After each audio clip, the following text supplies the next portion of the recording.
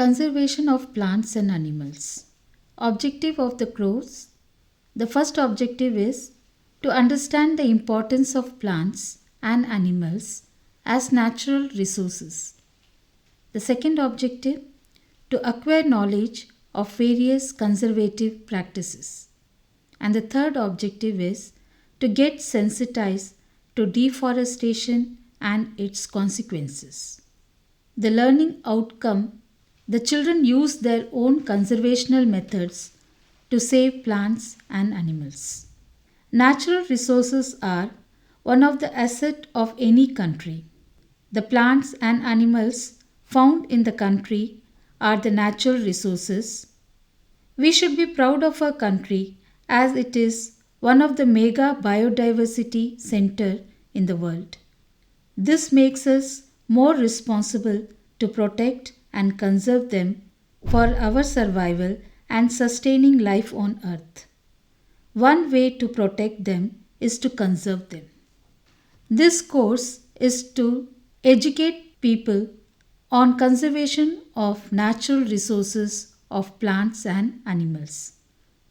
The concept covered are flora and fauna, endemic species, endangered organisms, ecosystem, red data book, and migratory birds. The plants found in a particular area are called flora, like wild mango, jamun, silver fern are some of the plants seen in Panchmari Biosphere Reserve. They are called flora of Panchmani. Similarly, the animals found in a particular area is called fauna of that area, like chinkara, blue bull, barking deer, cheetal, leopard, wild dog, wolf are examples of Panchmari Biosphere Reserve. Among these organisms, some of these plants and animals are found exclusively in a particular area called endemic species, like wild mango and sal are found only in Panchmari. So they are endemic to Panchmari Biosphere Reserve. Similarly, Indian giant flying squirrel are endemic to Panchmari Biosphere Reserve. When plants and animals number reduces to a level that they might face extinction, like the number of tigers in our country, then they are called as endangered organisms. Now, how these animals and plants become endangered? The answer is very simple. When their ecosystem is disturbed. Now, what is this ecosystem? The ecosystem is a system where the plant, animal, microorganism live along with non-living component such as climate, soil, river, deltas, etc.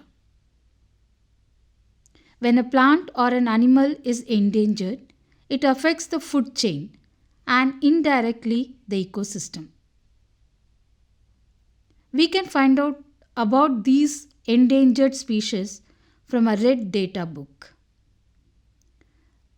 Red Data book is a source book which keeps record of all the endangered plants and animals.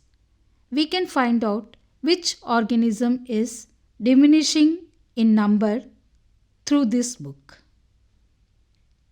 Sometime you would have seen flock of birds like Siberian cranes visiting India.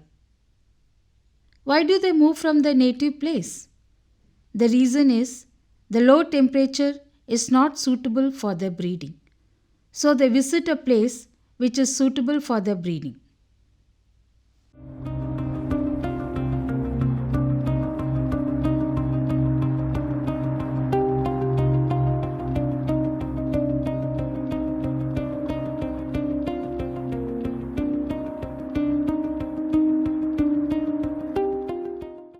In Karnataka, we see lot of sandalwood, jasmine and banyan tree. Are they flora of Karnataka?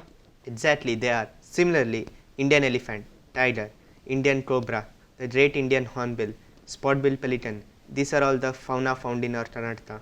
Among these, few are only found in Karnataka, such as Kurunjifla, Terminalia, and Impatiens. They are the endemic plants of our state. Some of them are endangered too: tiger, Indian elephant, lion-tailed macaw. And some of the plants are picture plant, sal, and Hopia glabra. How can we find about these organisms? There is a book called the Red Data Book. We can find all the information in there. But in our school level, how can we try to protect these organisms? We have to educate children, and we have a biodiversity park in our campus.